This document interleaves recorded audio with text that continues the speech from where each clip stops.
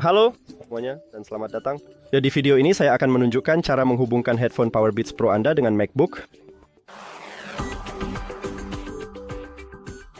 Anda harus mulai dengan mengklik ikon Bluetooth di bagian atas. Sekarang pergi ke pengaturan. Setelah itu buka casing pengisian. Buka casing pengisian. Dan seharusnya masuk ke mode prank secara otomatis, tapi jika tidak, cukup tekan dan tahan tombol koneksi selama minimal 3 detik. Sekarang lampu LED ini mulai berkedip putih, jadi berarti sudah masuk ke mode prank, dan kita seharusnya bisa melihatnya di daftar perangkat. Dan sekarang klik sambungkan. Dan kita berhasil.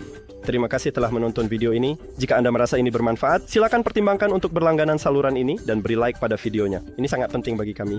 Sampai jumpa.